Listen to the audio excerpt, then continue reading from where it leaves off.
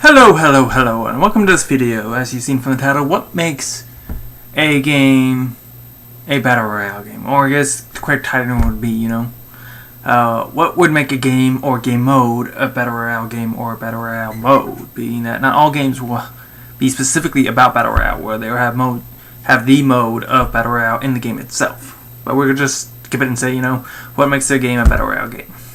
Because recently they've announced that Bluehole, who was going after Epic of Fortnite, being that they were going after copyright infringement, and people, of course, I've heard tons of people joking about like how they don't own the Battle Royale genre.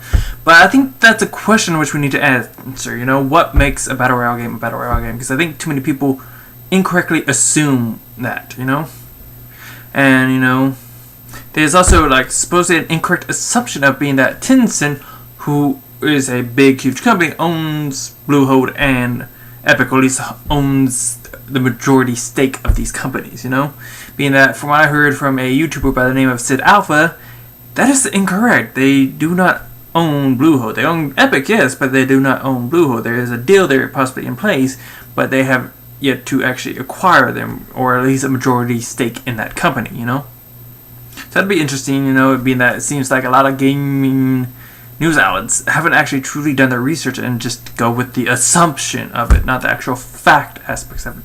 Which, granted, again, it's hard to truly understand if this is incorrect or not. Meaning that I only have gotten one source from it, but we're going again off the taking this a grain of salt kind of thing that it kind of is, But that's only from that aspect. We're going somewhere else, Being, like I said, we're answering the question: what makes a Battle Royale game a Battle Royale game? What is the defining aspects, the defining fact to make this? Now, I'm sure you, like many others, like the great Gus Sorolla of Rooster Teeth during the E3 presentations this year, state 100 players, 100 players, 100 players. If you're in this mindset, you are incredibly idiotic, because you are incorrect. Because yes, a amount of players is indeed needed, but it does not define it being by 100. You do not have to be 100 players in this game. I mean, let's just look at just games alone in general of multiplayer, in which then we'd have to ask the question, of many things like what is multiplayer and everything. But that's whatever, because you can go into aspects of player versus player or, co-op and stuff like that. But I diverge, Being that, a amount of players have to, exist for it to be multiplayer, but for it to be Battle Royale aspects, of a multiplayer, what does the number have to be? And the correct answer is any. It doesn't have to be 100 players. So the defining fact that people have, you have to have 100 players is incorrect. It has to be a numbered player amount, yes, but the amount can be whatever you want it to be. This is one of those aspects that is up to interpretation, to creativity. You can do whatever you want with this amount of number. It could be 100, it could be 101, 120, it could be 99, it could be 87, 69. Well, again, I've diverged. It doesn't have to be a specific number.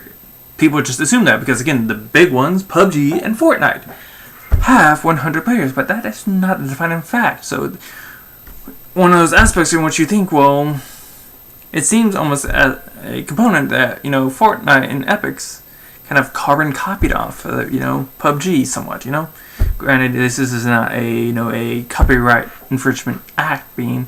It is up into interpretation. It can be 100 players if you want it to be, but, it doesn't have to be. Let's move on to aspect number 2, in which you're probably thinking. 100 players drop out of an aerial vehicle. If you're in this mindset of the whole dropping into the play zone, again, you are sorely mistaken. You are incorrect. Because let's take a look at, The Hunt, This kind of Battle Royale game mode where it has you, instead of just facing off against players being the main aspects, is you have to find this big boss, and you have to defeat the boss. You have to, desummon the boss, you get scrolls for it, and it's always in aspects from the looks of it will only be a duo kind of, Battle Royale. And unlike, like I said, being in the aspects of Battle Royale where the main focus isn't player versus player, it has that component. Also, it doesn't have to be last man standing. You have to, for the most part, the main component of the game is, like I said, you gotta find this boss, kill it, despawn it or desummon it in some way or whatever. You get these scrolls once it's been done being desummoned.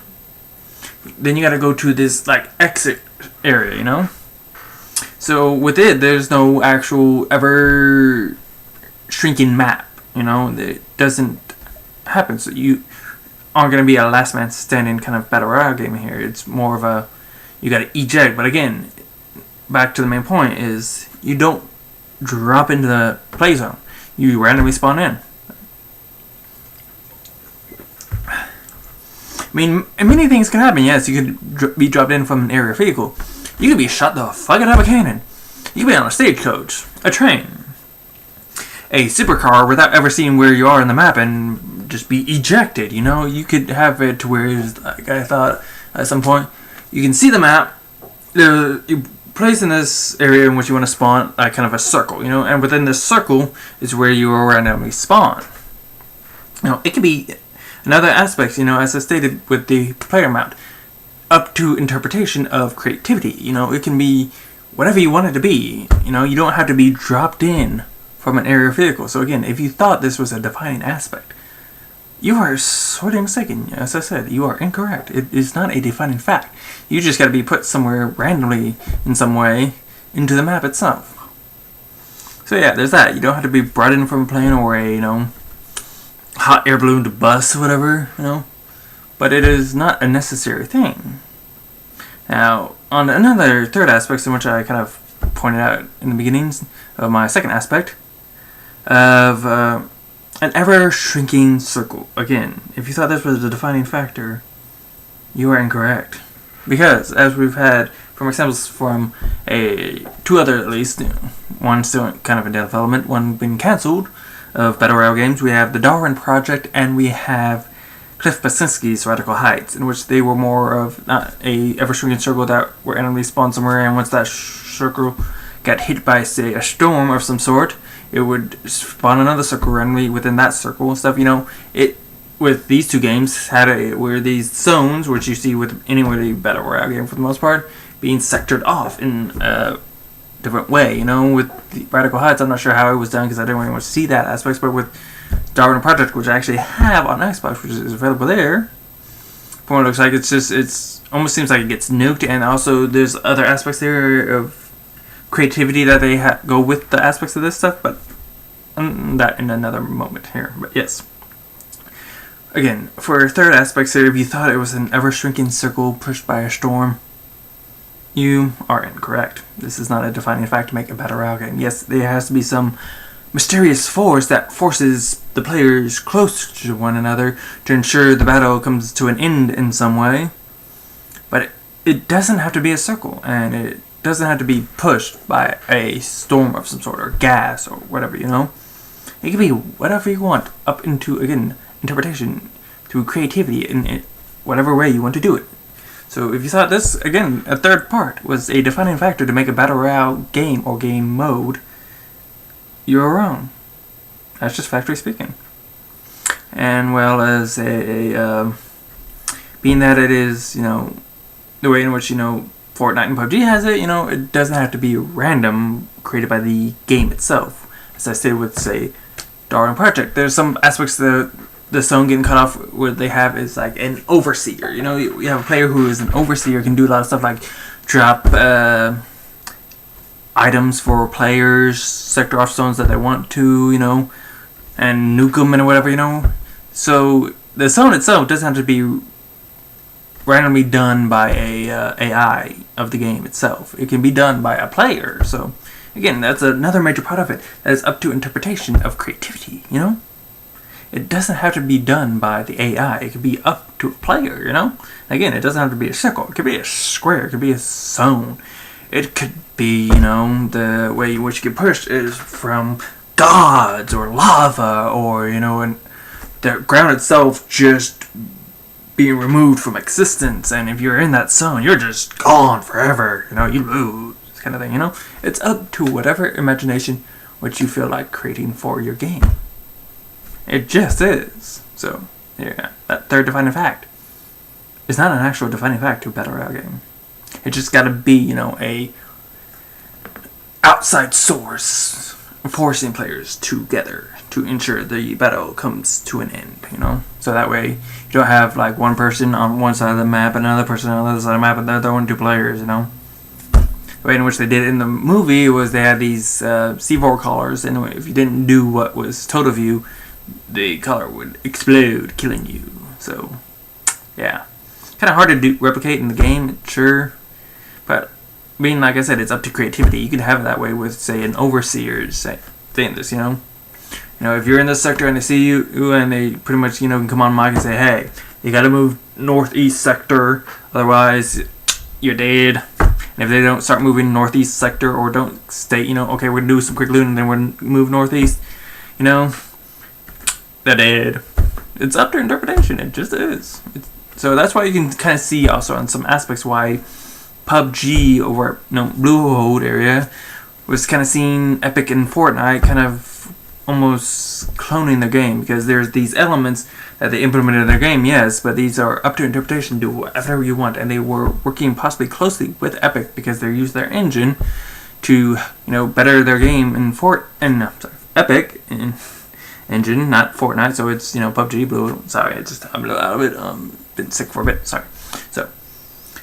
So they probably were working closely with Epic to, you know, ensure their game's best use of the engine to, you know, get the best they can out of it, and they probably told them all about this aspects and stuff. So you can kind of see, you know, as much as you want to hate on Bluehole and PUBG, as a wise person once said, you need to view everything you see from a different perspective as best as you can. That way you can get the best mindset to really decide what you think, you know. Don't just see it from one side of the objective, you know. If there's nothing wrong in the aspects of what you're seeing, look from the other side, you know. I'm seeing too many people, like I said, from like even Set Alpha, which I heard that stuff, seems kind of biased against PUBG, because again, it seems like him, like many people have their mindset, you know, this is what make a battle royale game, you know, if you do these mechanics, you're part of the battle royale genre. But that's why we're here, you know, questioning what makes it a defining aspect to be a part of the battle royale genre. Because many people think, you know, 100 players drop into a zone with an ever-shrinking circle. Three defining factors you probably think are defining aspects to make it a battle royale game.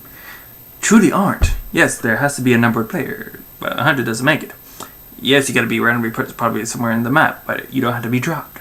Yes, there has to be a mysterious force pretty much pushing the players closer together, but it doesn't have to be an ever-shrinking circle. And then you have the weapons. As much as, you know, granted, like everything before, just like these, I can understand they didn't truly have a legal foot up over Epic, over at Bluehole, you know, with all this stuff, because this is, again, all up to creative interpretation. So they don't really have creative, you know, copyright over all this stuff, you know. These aren't lightsabers. This isn't Star Wars, you know. This isn't Star Trek. This isn't Klingon, you know. These aren't, you know, things that were, you know, creatively made. These were just things that were up to interpretation to whichever you want to do it, you know. And Bluehole and PUBG were the first ones on the block, and, you know, they're not going to be the last. So, you know, again, take it from a different perspective. As much you want to hate on Bluehole, again, that's why we're here, you know, questioning what makes a battle royale game. And let's go, like I said, the weapons. The weapons look too similar, you know. You had the Scar pretty much in there. You had the M16. You had the Uzi. You had the pump shotgun.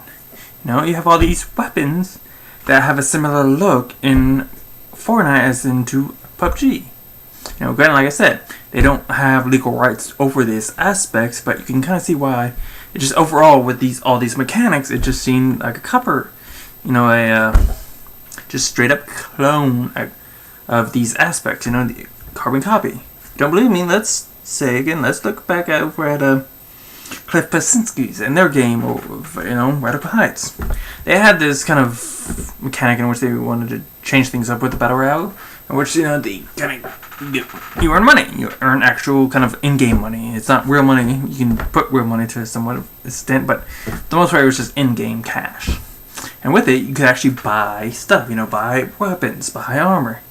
And you look over at Epic, it seems like it was done after this game was announced and done and shown all this stuff off, that they kind of implemented the same mechanic, with the resources. You can buy stuff in these vending machines. Did they do it before Radical Heights? Because I don't think so. So as much as you want to hit on PUBG, Epic, as shown recently, they do kind of copy and paste. Granted, like I said, these are up to creative interpretations, so there is no actual owner rightage by any of these companies. It just does kind of seem, kind of scummy in that they've had these. Didn't really change much up from these other companies, of these games. They didn't really change a lot up. They implemented newer things, sure, but from what the things that they have in there that are kind of, could be creatively done differently than any other games, they kind of didn't. So you can kind of see why Bluehole just didn't like what was going on over at Epic. Too much similarities, because people will say, well, you don't have the rights to the Battle Royale genre. And then again, I state, what makes that a factor? What makes a factor in the game to be a part of the Battle Royale genre? As we've explained throughout this video, as many as you probably think of these things that define it, the 100 players being dropped, the ever-shrinking circle, the look of the weapons. It's up to interpretation. So, as much as you would like to think of these defining factors, what truly makes it is, again, it's, yes, there needs to be a number. You need to be randomly put somewhere into the map. There has to be a mysterious force forcing people, the players, towards one another to ensure combat to an end point, as well as being that you have to search for randomly generated loot as well. The loot itself is one of probably the most defining factor that there is. It's the most noticeable defining factor of a Battle Royale genre game. You spawn in with no loot. But look what the hunt did. You spawn in with a loot. You spawn in with a weapon of choice of these items. So they're shaking up the Battle Royale genre themselves in many different ways. But the most defining aspect of Battle Royale genre is one thing that they're not kind of doing. You have to randomly look for loot, for weapons, for ammo, for armor, for even, say, extra storage upon your person. So it makes you really think, it makes you think. Because as much as you like to think it's so right, you should do more searching, because you could find maybe that you thought was so right was actually so wrong. Question everything, That was what was one of the leading factors to humanity in itself. Don't take everything at face value. Question everything. Get as much information as you can. Don't just have this narrow-minded look at something, this tunnel vision, Question everything. Get as much information as you can. And, from that, best do what you can of deciding things, I am against, such and such. I am against whatever, But don't take the face value of something at face value, Don't just think, okay, that's so true, Get as much information as you can, But to wrap all this stuff up, I guess, would be, yes, Bluehole does not have a legal foot over any of this stuff, and they probably saw that in some of the other aspects of what made them drop the suit against Epic. But overall, you can kind of see where they came from, because everything that they did in their game was kind of copied over into Epic's Fortnite game. That was up for more interpretation to be whatever they wanted to be, but they just basically did the, carbon copy kind of thing, 100 players dropping into a zone area, from an air vehicle with an ever-shrinking circle and stuff, You have more, developers have more creative freedom than I think sometimes, They don't understand that they have more creative freedom than they truly think. But that might just be me. But in the end, I hope you were informed fully. I do. Because, like I said, take as much information as you can before you truly decide. Because a lot of times, at least with what Tommy Lee Jones said in Men in Black, a person is smart. People are stupid. Because people, for the most part, just take everything at face value. And you shouldn't. You shouldn't take everything at face value. Get as much information as possible before you decide. That's why we have all this crap in the news and everything. This biased aspects to everything. Political. That's what I was trying to say. Yes, just take as much information as you can before you truly decide something. Don't be the norm and just try and, get that one bit of information. Just think, yeah, that's so right. Get as much information as you can. So I say it again. I hope you were informed. I hope you were entertained. And I hope you have a rock'em sock'em day. Peace.